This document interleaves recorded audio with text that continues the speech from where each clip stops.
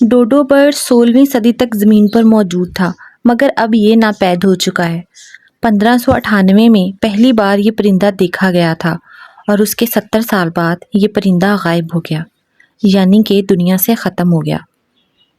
نہ تو صرف یہ پرندہ ناپید ہوا بلکہ اس کے ساتھ ساتھ 200 سال تک کسی کو اس نایاب پرندے کا نام و نشان تک یاد نہ رہا۔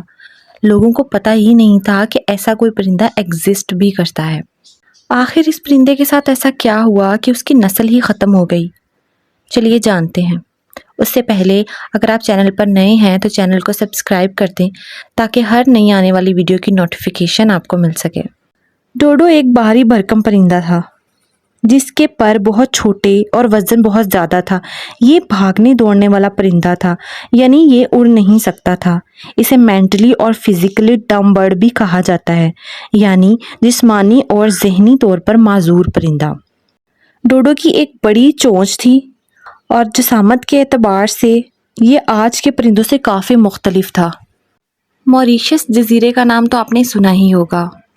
جزیرہ بننے سے پہلے یہ ایک کرسٹل راک تھا۔ آتش فشاں کے پھٹنے سے بہت سے جزیرے بنے، موریشس بھی انہی میں سے ایک ہے۔ پھر ہوا، پانی اور دوسرے ایکولوجیکل فیکٹرز کی وجہ سے یہ خوبصورت جزیرے میں تبدیل ہو گیا، جہاں ہر طرف ہریالی اور جنگلات تھے۔ جنگلات تھے تو خوراک کی بھی کوئی کمی نہ تھی، لیکن وہ جزیرہ بالکل خالی تھا۔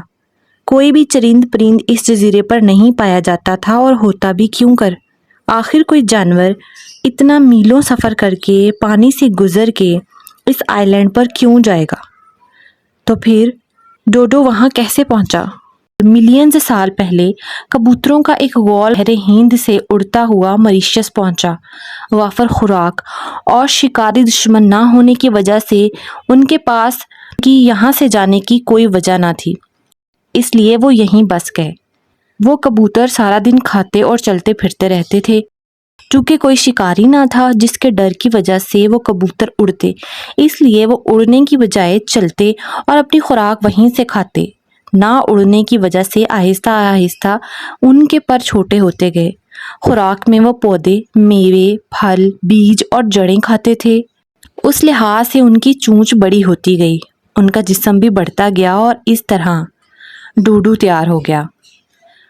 ڈوڈو پرتگالی زبان کا لفظ ہے جس کا مطلب ہے بے وقوف یا سست۔ اب اس پرندے کا یہ نام کیوں رکھا گیا؟ اصل میں ڈوڈو کا اس جزیرے پر کوئی دشمن نہیں تھا۔ وہ اس جزیرے پر عیش و عشرت سے رہتے تھے۔ مادہ ڈوڈو ایک وقت میں صرف ایک انڈا دیتی تھی۔ نہ کوئی دشمن جس سے ڈوڈو کو بچنے کی ضرورت ہو، اور نہ ہی کوئی ایسا شکار جس پر ڈوڈو حملہ کرتے۔ جب ڈچ فوجیوں نے موریشس کو ڈھونڈا تو انہیں وہاں کثیر تعداد میں ایک عجیب پرندہ نظر آیا جو نہ تو ان کے ڈر سے کہیں چھپتا اور نہ ہی ان پر حملہ کرتا تھا، بلکہ ان کو دیکھ کر وہیں کھڑا رہتا۔ اسی لیے اس کو ڈوڈو یعنی ڈم پرندہ کہا جاتا ہے، یعنی نہ تو اس کو اپنے بچاؤ کی کوئی ترکیب آتی تھی اور نہ ہی کسی دوسرے کے اوپر حملہ کرنے کی۔ فوجیوں نے ڈوڈو کو پکڑ کر کھانا شروع کر دیا۔ ڈوڈو کھانے میں ایک بد ذائقہ پرندہ تھا، مگر ایک ڈوڈو 7 سے 8 افراد کا پیٹ آسانی سے بھر سکتا تھا، اور وہ نہ تو فوجیوں کو دیکھ کر بھاگتا تھا اور نہ ہی کہیں چھپتا تھا، اس لیے وہ ایک آسان شکار تھا۔ فوجیوں نے اندھا دھند ان کا شکار کرنا شروع کر دیا۔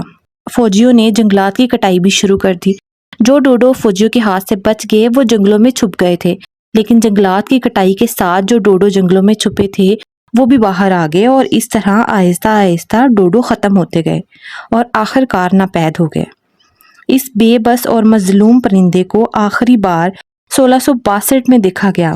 شاید آپ نے مشہور جملہ سنا ہوگا، ایز ڈیڈ ایز اے ڈوڈو۔